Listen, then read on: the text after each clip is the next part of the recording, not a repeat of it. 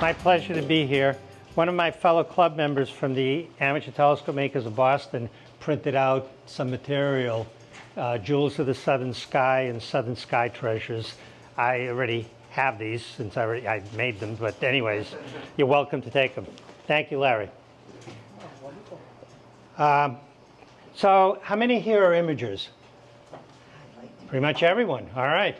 How many use PixInsight? Just about everyone. Okay, then why are you here? All right. Well, that's good. So I know where to start. So very basics like stacking I don't have to go over, and I'm not going to waste time on that.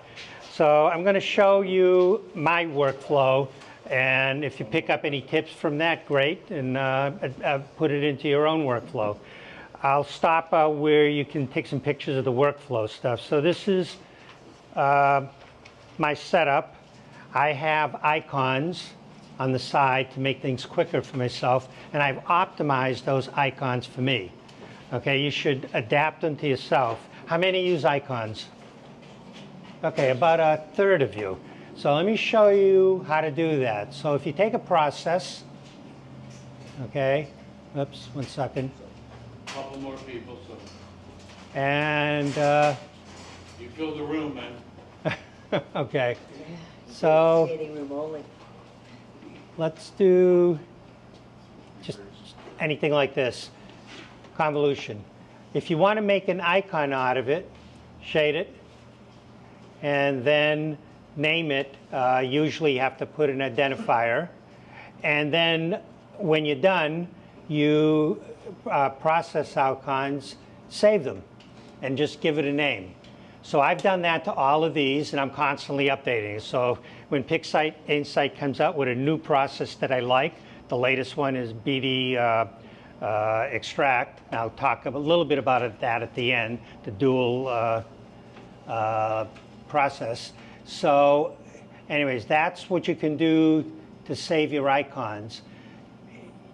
If you save your icon, you should look at what you're doing, and if you have to make adjustments all the time, save it with those adjustments in, and then you're ready to go.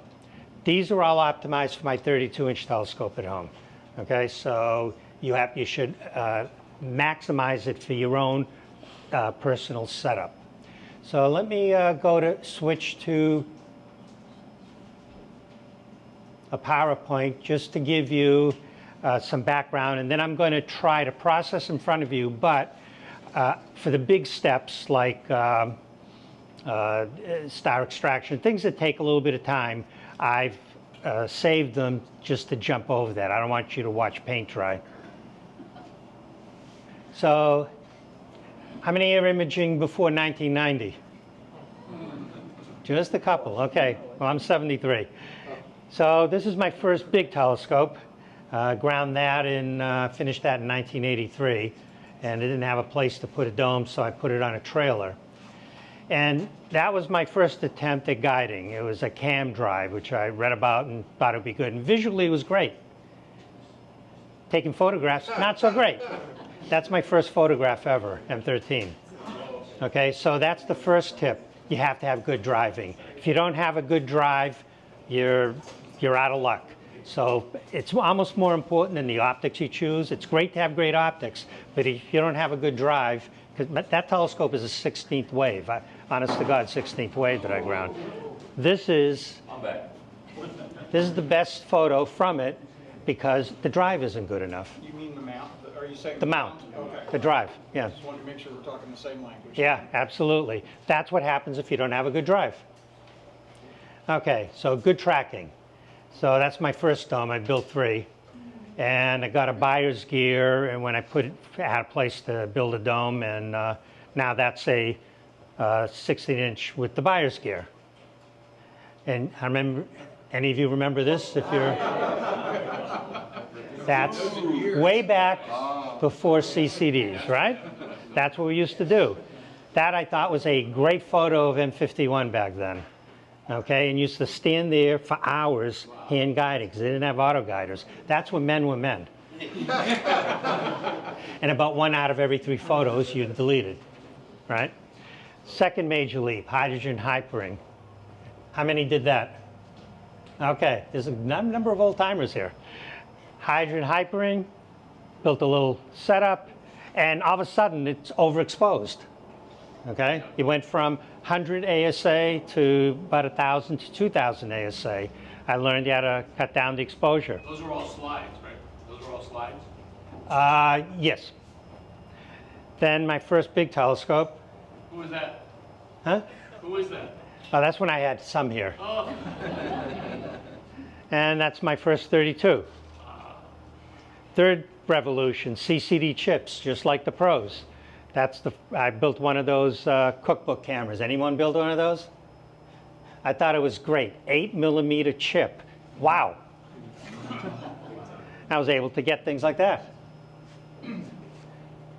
Then I got 2004, built my second 32. That's the glass. That's my current telescope. It's all handmade, by the way. Process improvements, Photoshop. Suddenly things start looking pretty good. I'm sure you've gone through that evolution. Off-axis guiding. Okay, problem solved. You get better guiding. Now all of a sudden the stars are smaller and more pinpoint. M13, a little better than my first one. So you need good guiding, and you need to be able to process properly. On-axis guiding, I'm in heaven. This guy invented it, Philippe, and he flew up to test this system out, and I got his serial number 2. He's got serial number 1. So M83, which from New England is really low in the sky, the best I could do before with his on-axis guiding, huge improvement. So guiding is key. If you don't guide well, you can't get a good photo. CMOS, no more line defects. That's my current camera, 6200. How long typically are your images? What's that? How long typically are your exposures? With my 32 red, green, blue, about 5 minutes. Narrow band, I can go anywhere from 3 to 20 minutes. If I go over that, then it starts getting hazy, the background. Pix Insight has arrived, and that's where we're going to start. So way back with film, CCD, Photoshop, and now with Pix Insight. So each one is a quantum leap. So I want to get you to that point. Then BlurX. How many people use BlurX? Okay, you guys are way ahead of me. That is, to me, a must.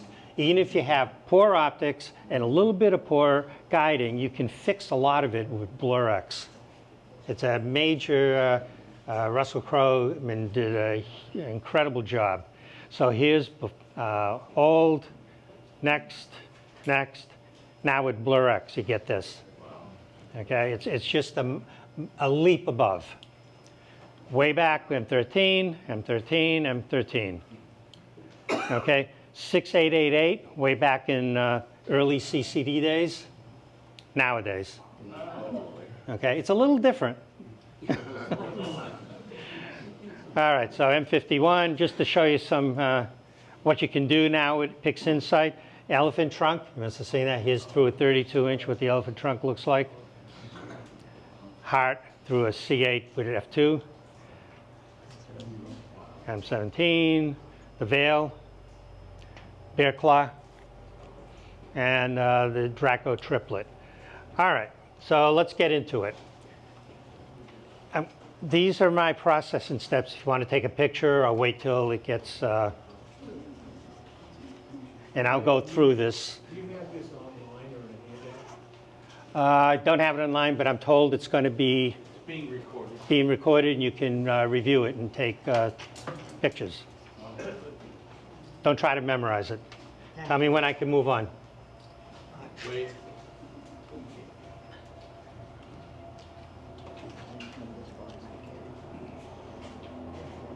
Okay? No, wait. No, no, okay. Okay.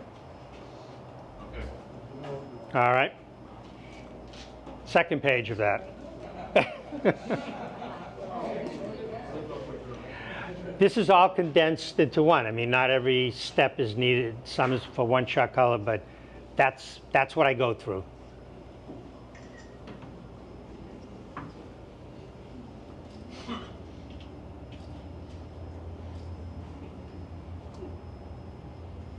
Okay. And the final page.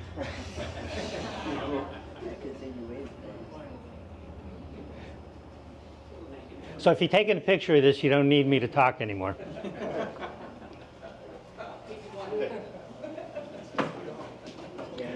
All set? Now I have to process my camera photos in my phone. All right, and here they are separated the way they want you to do it. I don't particularly like it. I like it all in one, but if you like this, go ahead. Because I'm going to do red, green, blue processing, narrowband processing, and one-shot color processing. And then at the very end, just a few slides of the new dual band filters for one-shot colors. How many have tried those yet? Okay, what do you? I like it. I thought it was a little bit of hooey at first, but I said, let me give it a shot. Came out really good. All right, still. This is for narrowband. It's on the website? On the website, it'll be an audio or a video of this.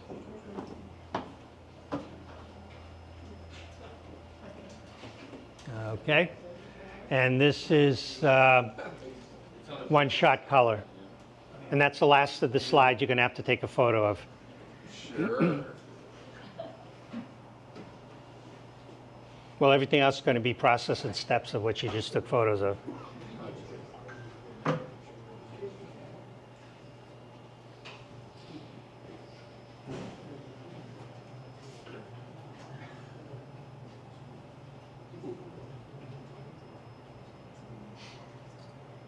Okay, good. So how to make and customize icons, I just showed you that. So let me see. So we're going to get into red, green, blue luminance, and if you want, H-alpha on top. You can use H-alpha to bring out the hydrogen alpha in nearby galaxies. By nearby, I mean under 80 million light years away. Okay, nearby is relative. Beyond that, the expansion of the universe, the H-alpha redshifts out of the band. So don't even bother trying to get H-alpha on a galaxy that's 100 million light years away. You're not going to get it. Okay, you get a little red, but you won't get the true H-alpha. I learned that the hard way, and I'm passing that on to you. A real astrophysicist told me don't bother beyond that number, and he's correct. So this is the first step. How many of you use linear fit? Good. Only about a third, though. I want the rest of you to start using it. Fix everything you can. I'm not going to do the stacking, because I'm assuming you all know how to stack. You all said you use that. If you don't use linear fit, you're trying to fix the background when it's nonlinear, and you're not going to get a good result. I guarantee it. Okay? Good imagers and processors all fix everything they can in the linear state. That's really, really important. And step one that I see a lot of processors make a mistake on is they skip linear fit. Okay, so this is green, red, blue, and luminance. Luminance is the one that's best, right? As you can see, the others look kind of funny. So you do linear fit and you put in reference image luminance. Then you take your little arrow here and click on, let me go back, the red, and you get this out of it. Do that to the green and blue. And then combine them, red, green, and blue, and you'll get your first calibrated stacking of the color. But if you don't do linear fit, you're going to get funny backgrounds. And then you're going to be relying on Graxpert and background extraction to try to fix your mistake. Don't try to fix your mistake. Eliminate it to begin with. Okay? Start with linear fit. That's the biggest. And I've talked to Warren, who's one of the creators of PixInsight, and he tells that to everyone. No one listens. Fix linear fit. Fix it. If you don't do that, you're starting off the wrong way. So now you got, in this case, a good color image because the background is calibrated and matched. Next, dynamic crop, yeah. Trying to get at this, but is that done, can it be done for one-shot color too? Yes, you can. Absolutely. So here is the same image with a crop. If you want to do Graxpert or background extractor, you got to crop at least a couple of millimeters all the way around. Because if you don't, Graxpert gives you funny edge artifacts. So even if you want to save the full image, at least crop a few millimeters. You'll get better results on the background extraction. So in this case, I'm using dynamic crop and then Graxpert. And here's a little tip. You can use Graxpert or you can use the new dynamic background extractor. I can't tell which one's going to give a better result by looking at it. I've tried to predict and I can't. So what I do is I make a clone and I'll do one with one and one with the other. And the one that looks best I proceed with. That way I don't have to go backwards. Okay? Just a few extra seconds. What the heck? Okay? And sometimes Graxpert wins and some. If it's a pretty even image with just some clouding, DBE I think works better. And it doesn't overdo it. Graxpert sometimes overdoes it. But if it's a pretty bad background, Graxpert's better. Some guidance there. But do both and use which one is best. So here it is with Graxpert. In this case, Graxpert worked better. I kept that one. And if you notice, I have H alpha underneath. Okay? All right. Next, blur exterminator. Look at the M51 image right now. Look at the stars with blur exterminator. Now, the one thing you should know about blur exterminator, because I've spoken to Russell Croman, and he says if you've got really bad stars, elongate because you had bad tracking, he suggests, and I've tested him out on this, he's correct. You see where it says correct only? Fix the stars first if it's really bad, if you haven't elongated. Then go back and do the full blur exterminator. It works better that way. Can you fix the stars? Are you extracting the stars out first? I'm sorry, what? Are you extracting the stars out? No, because you need the stars. If you got a blurred star, everything is blurred in the image, right? So blur exterminator needs to know the point spread function of the star in order to fix the image. So you can't extract it with blur exterminator. You got to have it there. But he says fix the stars first, correct first, and then do it again if you got a really bad image and you want to save it anyways.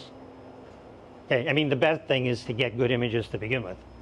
Yeah? Now, you do linear fit on both RGB and narrowband? I'm sorry, what? Do you do linear fit on both RGB and narrowband? RGB and narrowband. Oh, yeah, yeah. For what I do for frequently for RGB, if it's really good subs, something bright, I may just do RGB. If it's one of the fainter stuff, I do loom longer, maybe an hour and a half, and then I do 20 minutes each of red, green, and blue, and it comes out better that way because you need this, the detail that loom can give you.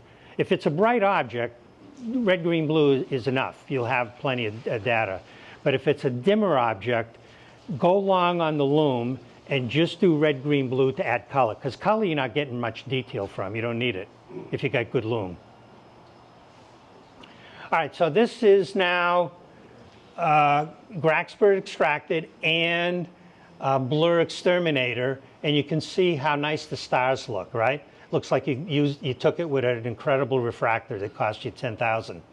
But you can use any lens. That's why I keep saying it's more important that you have good tracking, okay, and that you use modern techniques. And you can make it look like you took one of those Apo refractors and spent all night imaging. It's really miraculous, I think. Okay, So the next step is stretching. And now you got several choices.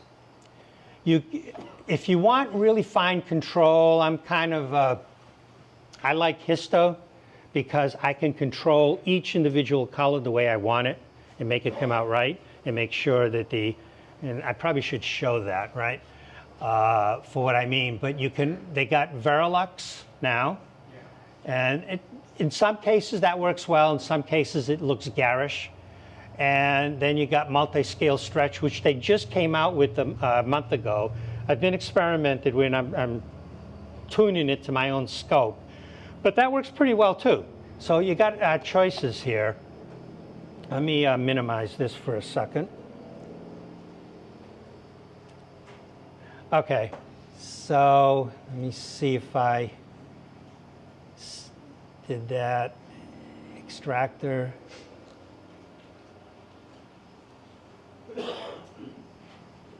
Loom DB. All right, let's start with that.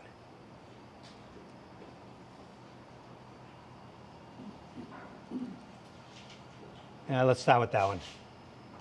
Okay, so let's do it with how many use just plain histo most of the time, right?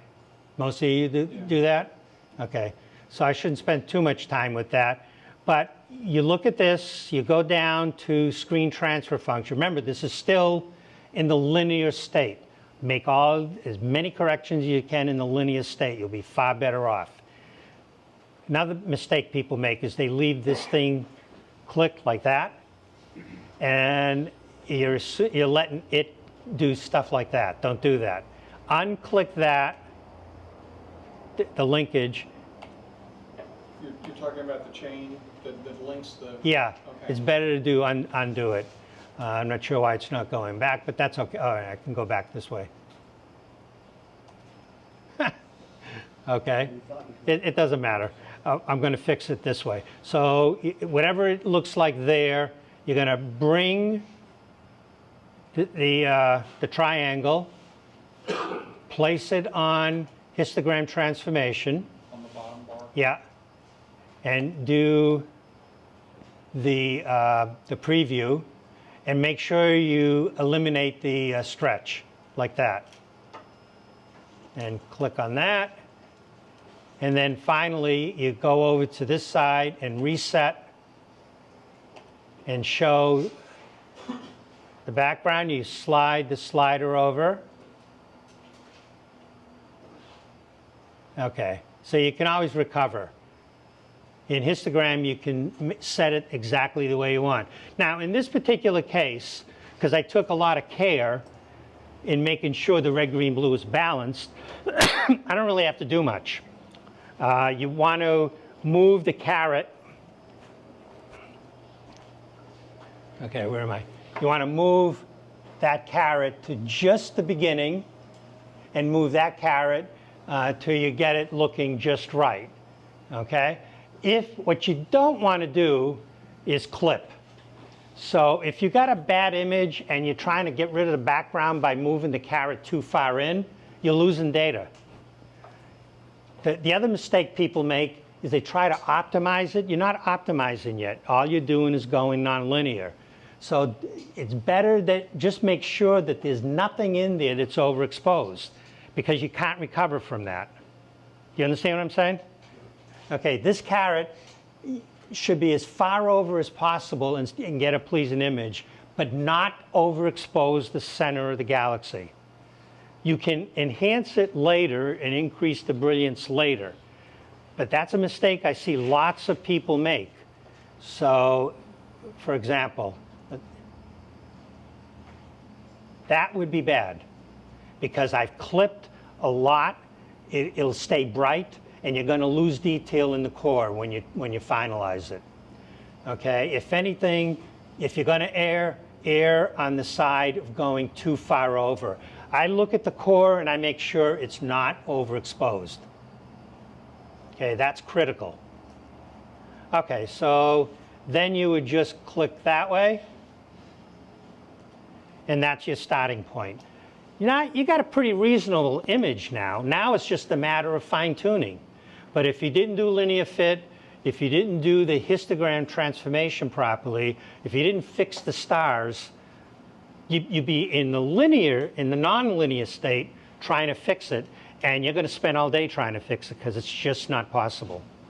So spend as much time as you can in the linear state fixing it. Now, let's get rid of that. And let me show you some of the others that you can. Okay. Okay, now I'm at the, open it up. Let me do the loom. So Verilux, that's a script. Verilux Suite comes up like that. It's a one click, and sometimes it works, sometimes it doesn't work very well. Insufficient number of channels. What the hell is that? I have no idea. Let me try that again. Sometimes it works. Sometimes it works, sometimes it doesn't. And you're using this, why? All right, anyways, that's what you do. You click on that, and most of the time it should work. And the other thing you can do is the new multi-scale stretch, which kind of does the histogram automatically through the PixInsight people. So you can try that. There you go. I'm sorry, what does Verilux do? Verilux is an automated script Okay. that will do histogram transformation. Oh, okay. And like I said, sometimes it works great, sometimes it doesn't work at all, apparently. But sometimes it works really well, and sometimes it fails, like it just did now. And the PixInsight people, after they came out with this. And you can see it's a little too bright. But you know what? You can use the new multi-scale stretch. And if you need to, you can go back and adjust these and waste about 10 minutes. Or once you got this, go back to histogram transfer and make an adjustment. Okay, and you don't have to play with all those dials. So you can use the multi-scale stretch, get you there quickly, and then fine-tune it in the histogram. And you got basically the same thing. Although looking at this, I don't like what they did. In this particular case, I think it's clipped. Okay, so that's why I still like the old-fashioned histogram transfer. You get better control. But if you want it quick and dirty, it's not bad. It's perfectly fine. And if it comes out like this, okay, don't sweat it. Just go back to histogram transfer and fix it. It'll save you time. Okay, so now, from that point on, actually I should have, from that point on, here we go. The next step would be to do some processes to go down. Now you do the star exterminator. I don't think I saved star. I don't want to do the star exterminator for you. It takes too much time. But the next step would be star exterminator, get rid of the stars, process the stars separately from processing the image because they're radically different. Make the stars perfect, make the image perfect, and at the end combine them. So star exterminator takes several minutes. I'm not going to bother wasting your time with that. I think I have some processes before and after on that. The next step would be sharpening, which is multi-scale median transfer. So that one shouldn't be too long. Just click on it. I get it optimized for mine, and it got sharper. Did you notice? I can go back. Do you notice the subtle difference?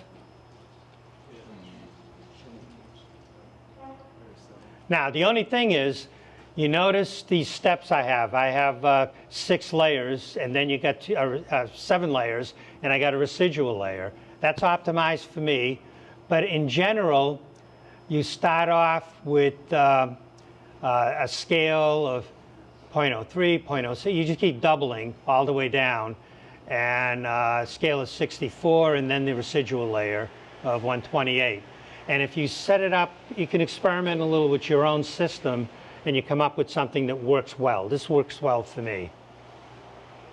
All right, the next step would be local histogram equalization, and that makes subtle improvements. Now, you can do it at kernel radius of 25, which means it takes each pixel and does 25 pixels around it for fine tuning. Then you have 75 kernel, which is a broader range, and then you finally have 150 to 160. Okay, the PixInsight people say you can just keep switching it. I find that burdensome, so I just saved 3 different icons as the same thing, and it just saves time. So all I have to do is click on that. That one's done. There was a slight improvement. Click on, I'll do 160 instead of just 75. I want to move along here.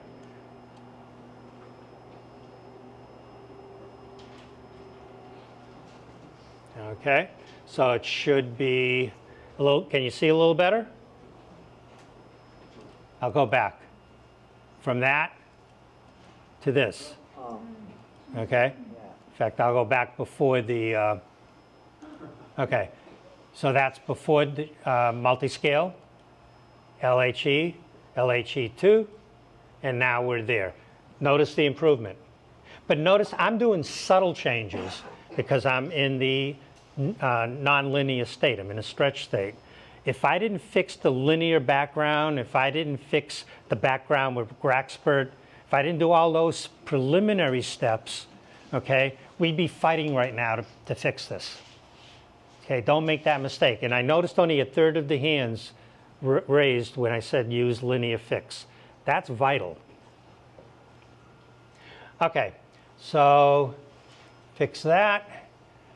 And then there's some special things like, I don't know if you use dark structure enhancement, but that helps with galaxies. Let me click on that, okay.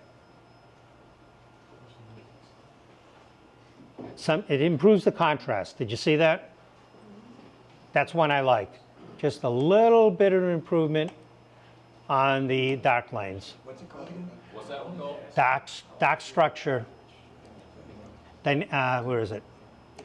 It's a dark structure enhance. All right. So then you can go on to, once you got that, you can start playing with curves, enhance the colors and stuff. But let's go to the next thing now, and then we can always do that on one of the end ones. So I'm going to close that. And let's go, let me show you the final result. Hold on.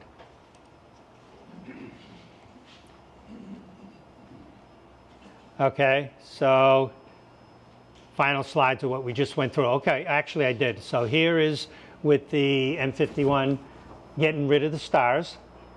Now you have starless image and you have stars saved. Process them separately.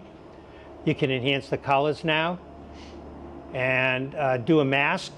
Let's say, and this is a common thing, let's say despite your best efforts, there's some smudge on the background, make a mask. Okay, do range mask. Masks are a big savior. So click on range mask, make a mask, mask the image, fix the background with curves, and now you've got a nice smoother background. You didn't damage the stars because you already took them out, right?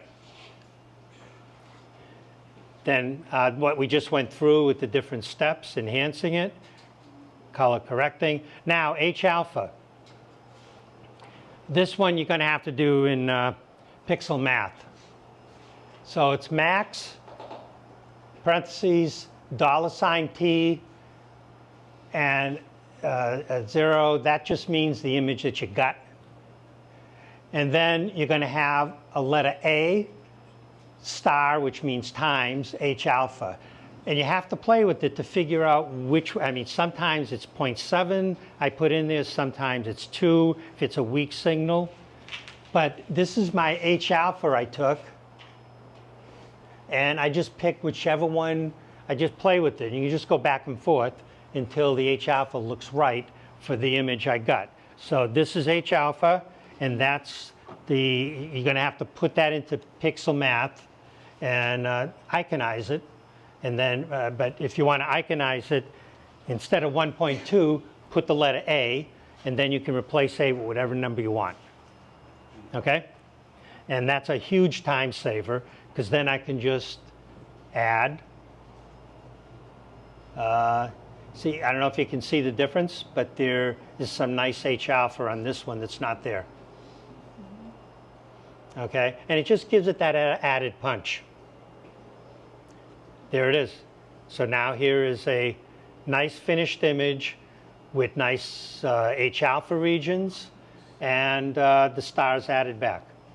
I don't think I added the stars back, but that's okay. You get the point. Let's do some narrowband processing. This is VDB 142, known as the elephant trunk. So in small scopes, it's this thing here. Through a 32-inch, it's that.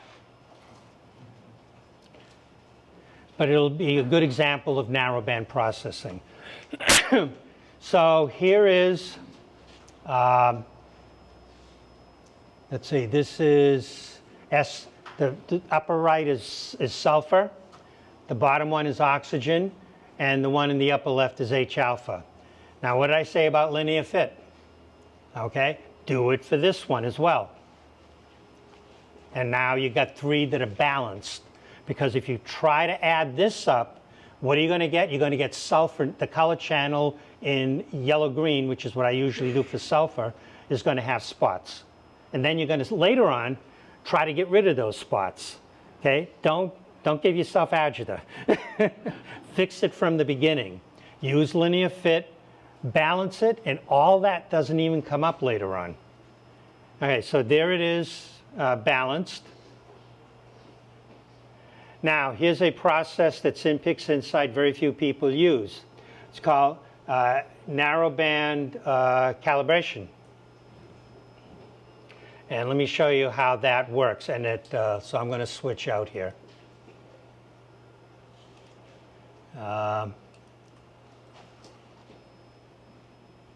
Narrowband, that's normalization. Hold on. There we go. No, that's not it. Wait a minute. I'm sorry. Wrong one. I think I'd know where everything is by now, right?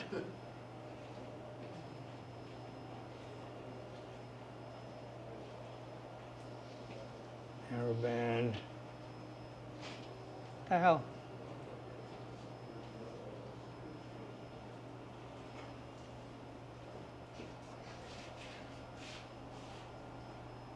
Why am I not?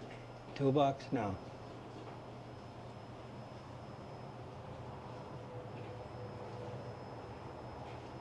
I can't believe I can't find this right now. So that's an add-in for PixInsight, not something non-native to it, or? No, it's in there. I just can't find the damn thing. It's such an easy program. I know. Yeah. Well, you know what? That's why I got everything iconized.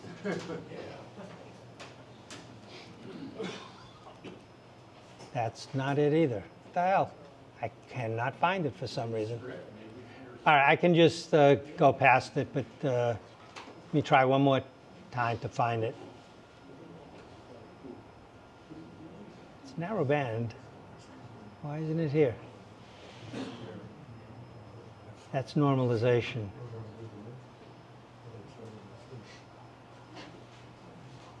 Huh. All right, brain infarct here. Let me just move on. I don't want to waste your time. Wrong one. So that was called narrowband correction. What? What was that process called? Narrowband correction. Calibration. Yeah. All right. So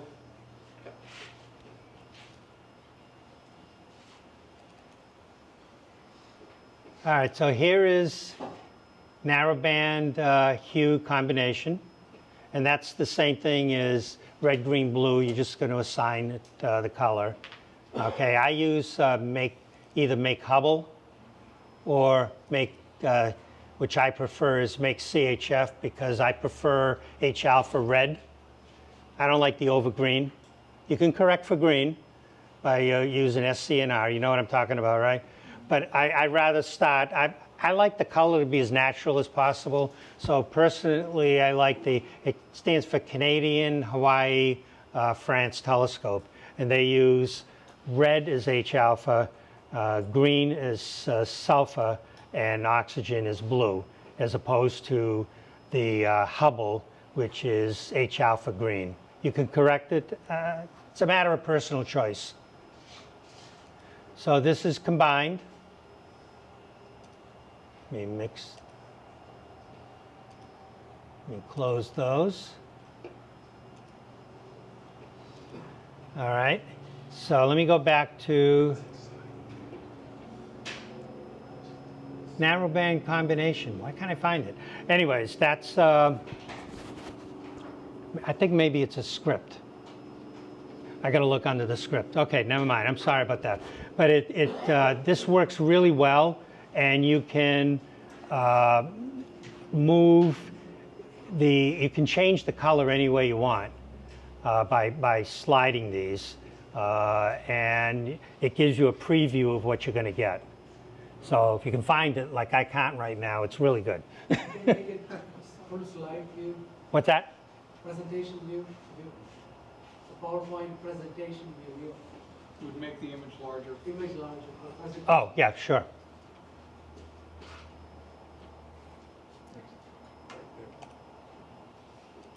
There you go. Okay. I think it's a script, so I'm just looking in the wrong spot, but it's narrowband hue combination. And what you do is you can literally slide these back and forth and change the hue until it matches what you want. It's combination, not calibration. Narrowband hue combination. And then you don't have to worry about whether it's the CFH or whether it's the H Hubble, because you can make it any way you want with this. And generally, this is the settings I use. I use red for H alpha, green I make either O3 or S2, depending on my mood, and S2 as well. You can play with it and you get that. And then you combine them and do background extraction, which is already done now. And this case, Graxpert worked a little better. That's before Graxpert, after BlurX. Graxpert, right? Stars look nice. Color's a little off, but we can fix color with curves. And then after, now it's in the non-linear state, okay? And the stars are extracted. Okay, and then when you just go through all the same steps we just did with red, green, blue, except it's a combination of narrowband. And I like to always have north up, east left, so that's why it's reversed here. But that's the final image. Okay, now one-shot color processing. And this one is not through my 32. This is through my 8-inch fitted out with a Hyperstar. Okay, here's the final image. I need the wide field. My 32, all I get is the center. Okay, so if you're going to do one-shot color, you really got to you got to use blink, because you got to go through them quickly in order to figure out if you got to drop any. Sometimes PixInsight will pick up a bad frame, sometimes it won't. I just load everything in blink, and then there's an icon up here that it's the same thing as STF. It makes it make believe that it's a non-linear image, and then quickly click through them. Do you want me to demonstrate that, or I think if you're processing already, you know what I'm talking about. No? It's up to you. I'll spend the time. Okay. So, and then eliminate any bad frames by just clicking on, I believe it's that one there, drop frame, and then save them all to a separate file. When I do one-shot color, I usually do name of the object 1, name of the object 2, name of the object 3, and every step of the way I just make a copy to the next file, and that makes it easier. Don't try to put it into the same file, then you're going to have to separate them. It's a time saver. Okay, so here is the integrated image, and that's a clone. And I should say the first step, if you're going to do one-shot color, is always got to be debayer. Okay, that's got to, just like in the other one, linear fit is your first step. You have to debayer before you do anything, because if you shift them, the computer doesn't know that you shifted it, and the colors kind of get screwed up. Do you use WBPP, or do you just do I've everything used separate? it, but it makes me nervous, because what he's talking about, they have a program that combines everything, the stacking, the flats, you know, and all that. It's great. If you like it, use it. I like to have control over every single step. It's just, it saves you 5 minutes, whereas this way, I'm an obsessive compulsive. I know if something went wrong, it happened on this step and I can fix it, okay? Now, Warren Keller would have a conniption hearing me say that, okay? Because they've been pushing that for a couple of years now. I just don't like it. If you like it, by all means, use it, okay? I like individual control. So I do my stacking separate, debayer first, then alignment, then stacking, and that's the way I do it. It just takes me maybe a couple minutes longer than WBBP. I'm telling Warren. Hmm? I'm telling Warren. Okay. He's not going to like me. Do you use SPCC in any of these? SPCC? Yes? Spectrophotometric calibration, they use the Gaia data. Oh, yeah, you can do that if, especially if you're doing scientific work, like for AVSO, that's actually a good thing. But the differences for just an ordinary photo that you just want to show people are so minor, and it's an extra 15, 20 minutes, I just don't bother. If I'm going to calibrate something for scientific work, that's great. Because then you have an absolute true color then. But I defy you to, by visually, being able to tell the difference. One more question. In the stretching that you do you use the GPS, I mean the generalized hyperbolic stretch at any point? The new program that they came up with, the multi-scale stretch and Verilux stretch, those two are a form of hyperbolic stretch. The hyperbolic stretch, you can still use it, but it's really hard to use and get it right. You have to do it in multiple steps. Okay, I've never been able to do it in one step. I find it much easier to do one of those two and then make an adjustment in histogram, and I get a better result. That's just me. Maybe because I don't know how to use it well. Okay, so now, let's see how much time I got. So here is the integration clone, okay? And you know, that's your typical image. It doesn't look like much, it looks awful. But that's integration. And you have, that's from the integration here, just load them. And here's a tip. It took me a while to realize this. When you do integration, right here, if you don't click rejection algorithm, it does nothing. I was wondering why the first few times I used integrate, because I usually use CCD Stack. I just happen to have it. I'm not telling you to buy it. It's old-fashioned, but I like it. But for one-shot color, it's much better to stay in PixInsight. But if you don't do, and if you got more than 15 frames, do winsorized sigma clipping. It's much more accurate. If you have under 15 frames, then do, let's see, which, let me see, I forget which, hold on.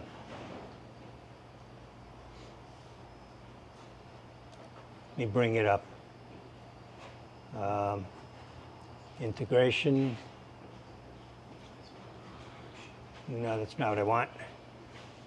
Alignment. Okay. Format. Back. Debayer. Alignment. Integration. It's this one. Okay, pixel rejection. So you see how it starts off always no rejection? I can't get it to stay any other way. And by the way, if you hover over something, it'll give you something to read if you don't know exactly what you're doing. But if you have under 15 frames, do sigma clipping. And if you have more than that, do winsorized sigma clipping, and you'll get your best results. You need enough of it statistically to make winsorized working well. And if I'm doing one-shot color, I typically have 20 to 30 frames, so that's usually not a problem. But if you don't forget to click that, you're not going to get rejection of bad pixels. So that's just something to keep in mind. Okay, so let's get back to, oops. Here we go. Okay, so now image integration and Graxpert. Now he went from here to this in one step with Graxpert. Okay, so Graxpert works pretty well sometimes. Sometimes it doesn't. If you get a bad result, go back and do it again with, I don't know, gradient correction, or if you're really stuck, adjust the strength right here on Graxpert until you get it right. That's why before I do Graxpert, I always make a clone, because it works about 2/3 of the time really well, and 1/3 of the time it fails miserably. And usually it's a matter of adjusting one of the sliders or going back to gradient extraction. Okay? This way, if you make a clone, you don't have to go all the way back. Okay. So now you can see it's looking pretty good compared to what it was before. And Blur Exterminator went from that to that. Okay? And now Verilux Stretch. In this particular case, that worked the best. I have no idea why, but it worked pretty nice, in my opinion. Separate the stars.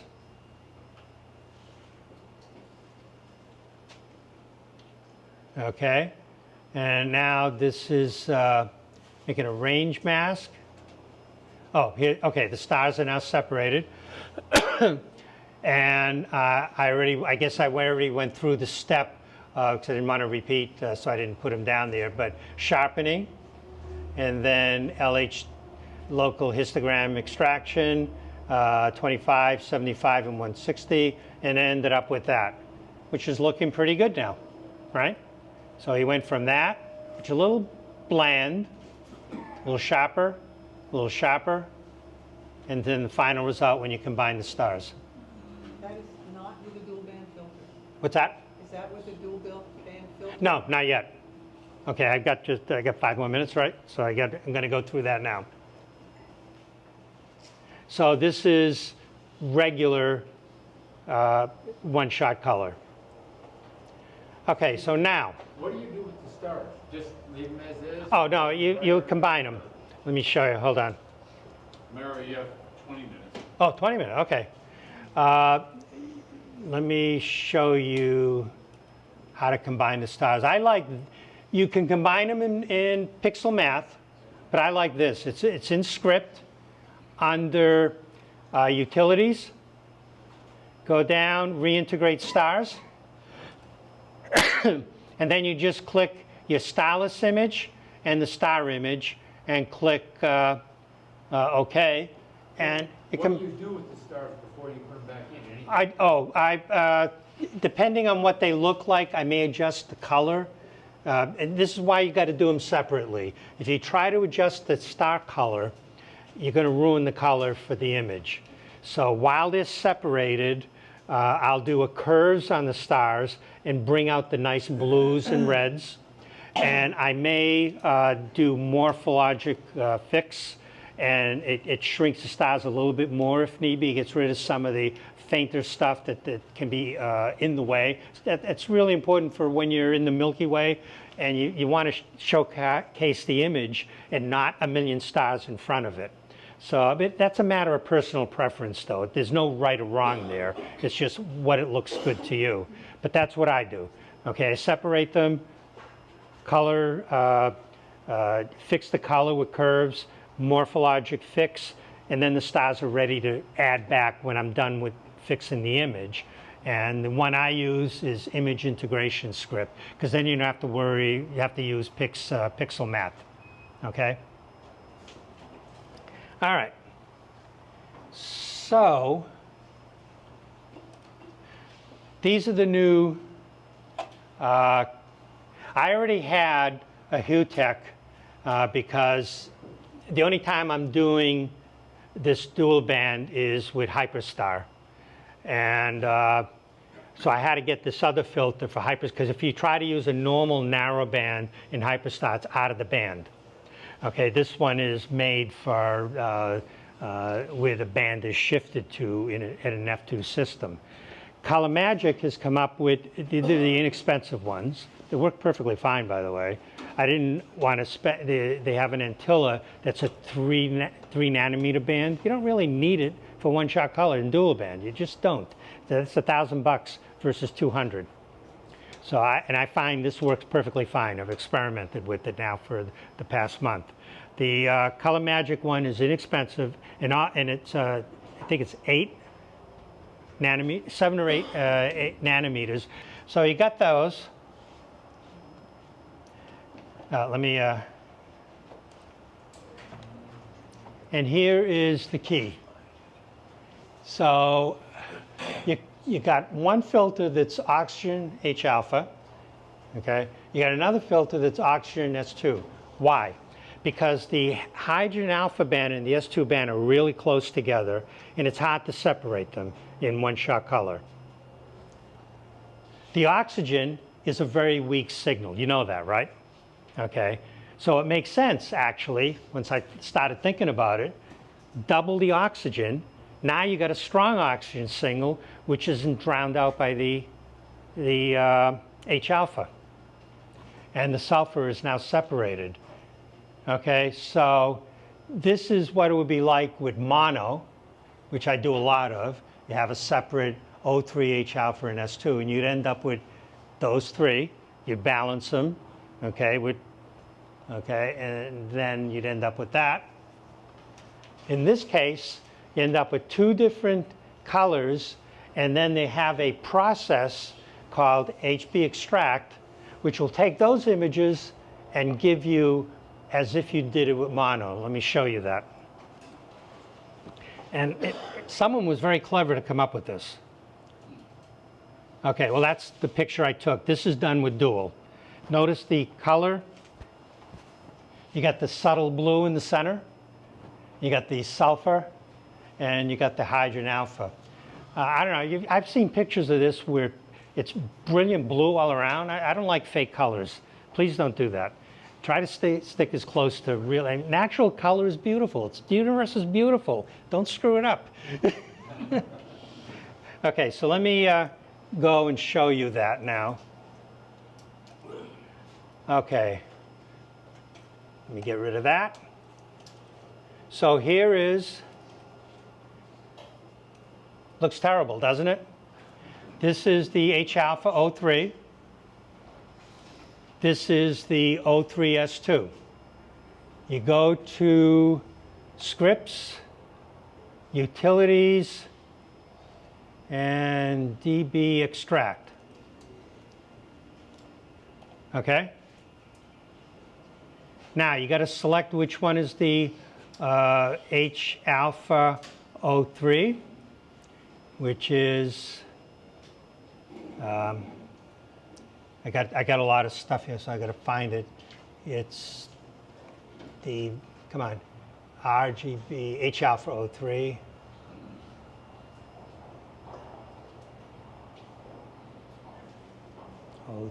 O3S2.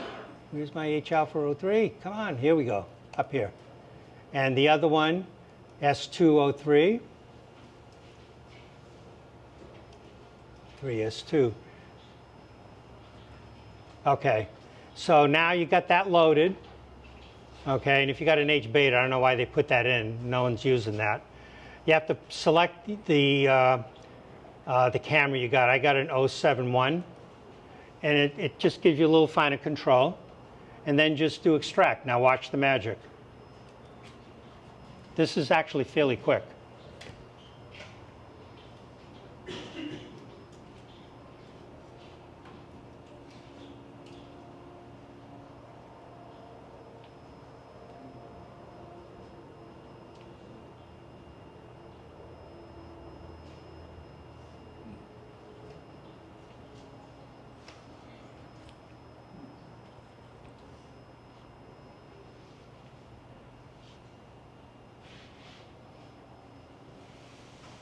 It's all automatic. While that's processing, when you use subframe selector as part of your... Say it again. Do you use subframe selector as part of your image selection? No, If so, not really. Not really? I do it. You just blink them and... Yeah, I get blink rid of them the bad and- ones and use everything else? Yeah, I got to be in control. Okay. Okay, so that's it. Now, look what happened. You went from these, let me close those now, to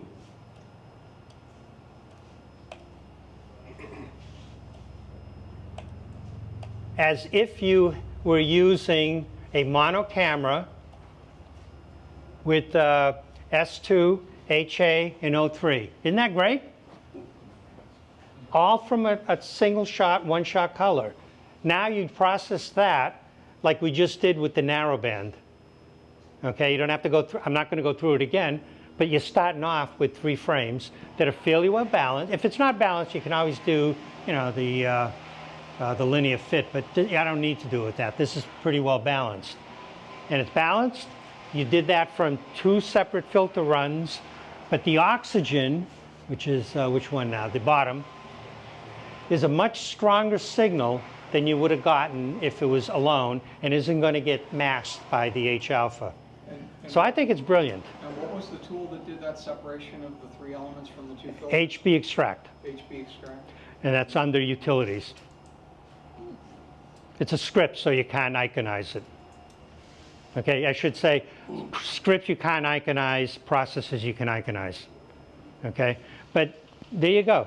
So you've gone from one-shot color, which one-shot color is good, but and the only time I use it is with an F2 system because there's no way to constantly change out the filters. So I just do that, and this solves the problem of the weak O2 signal, and it allows you to have sulfur, which you usually don't do with one-shot color.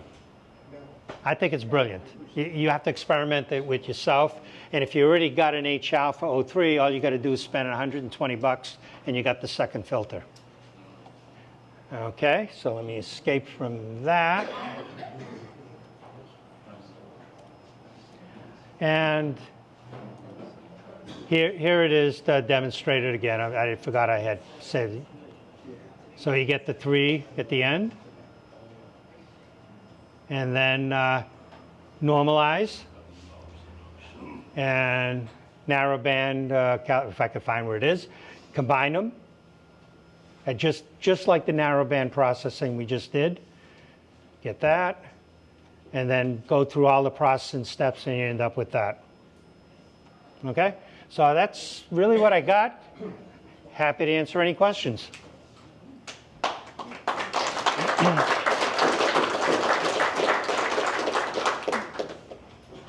So just in the process of switching over to mono after doing OSC for a couple of years, and I feel pretty good about the Pix Insight process for OSC. I'm struggling with the mono processing, and I feel like it's got to be, I mean, once you get a combined color image from them, this processing is really the same in both trains, right? Yes. It's before, until you combine Right. everything, that it's And different. that's why it's so important when it's in the linear state Yeah. that you fix everything that you can. Okay, fix the background in linear. Have you been doing that? I think so. It's been a while, so I got Okay. frustrated. So it's That's been a while. why most people have trouble, because once you go nonlinear, Yeah. it's almost impossible to fix. Right. You have to do mask, you gotta get rid of the background. Don't do that. You're killing yourself. Yeah, I understand. Fix everything in the linear state, and you're gonna have a much happier life. When you're linear fitting the narrowband data, do you usually use the HA as the reference? I'm sorry, I didn't catch that. So the channels when you're linear fitting the narrowband data, Yeah. which channel do you usually use as reference for that? Whichever looks perfect. Usually it's H alpha because that's the strongest signal. Okay, so the H alpha is going to look nice and dark and a nice image, and the O3 is going to look very light, like a flashlight went off on it, right? And if you try to combine that, you're going to get a blue background. Okay, and that's really hard. Then you got to get rid of background extraction, which there's a couple of programs for that, and a whole bunch of other things, and it never works quite right. You can do it that way, but you're really putting yourself behind the 8 ball. So fix it with linear fit, now combine it, your problems are solved. Comments on noise exterminator? No, oh yeah, I use it. Yeah, I'm sorry, I should have. I do. Let me show you. Let me bring it up. Do you use noise exterminator linear or non-linear? Oh, you can do it both ways. I do it right after blur exterminator. I do a run of noise. Later, even in the linear state, okay, after I do the sharpening and stuff, sometimes some artifacts show up, hot pixels. I do noise exterminator again. If it's perfectly fine, you don't need to do it. But I find about a third of the time I have to do noise exterminator again in the linear state. And it's perfectly fine to do that. Okay? Is it okay to wait sometime until after the stretch to do? Do a noise right after blur exterminator. Okay, always do it then. But you can do it again toward the end, okay, after you've processed a bit, because once you start sharpening things, you start getting some defects sometimes. And the noise exterminator gets rid of that. What do you use for the debayer? Debayer? In the script? Yeah. Okay.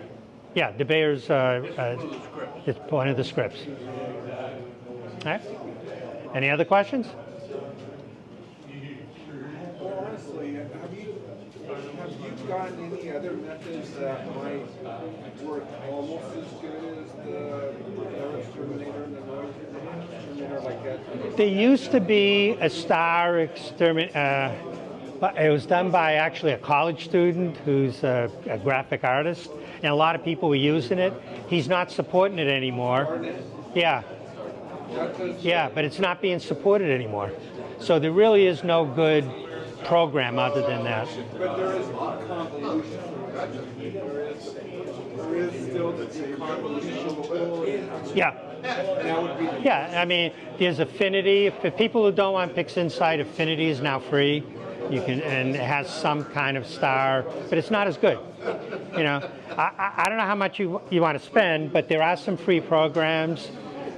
Pix, AP Pix, and there's Affinity, and you can download that now free, and you can get a Astro add-on to that free. It's not bad.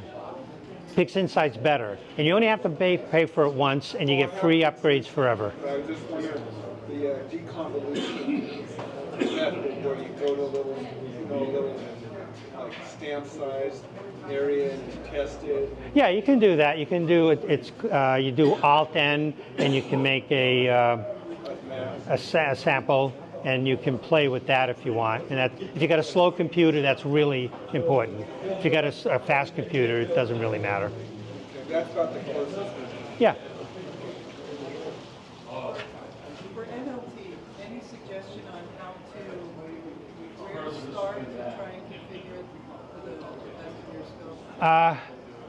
Start with like it depends on your system, but it's anywhere from 0.002 to 0.008 is a good start, and then just double all the way down. And do at least 7 or 8 layers, and then you have the residual layer that comes after that. But you got to experiment with your system a little bit. Mine's optimized for my scope. I think that lady in the pink was raising her hand. Ma'am, did you? Okay, then ask your question. How do you go about integrating your luminance data? Whenever I try to integrate my luminance, it washes out my image. It's so bright. Yeah, How do you go about? linear fit. Oh, okay, that's where I'm going wrong. Yeah, that's where you're going wrong. Linear fit them, and then they match. Okay. Okay, when you get a washout thing, it's almost always because the background doesn't match. Okay. Okay, you're just proving my point. The lady in the back's been raising her hands. I think you were talking about LHQ equal, but I'm not quite Yeah. sure. Caught it with the multi-scale. You would do like the 20, 25, 75, 150. Yeah, drag it on. I mean, you don't have to have 3 different icons. I'm lazy.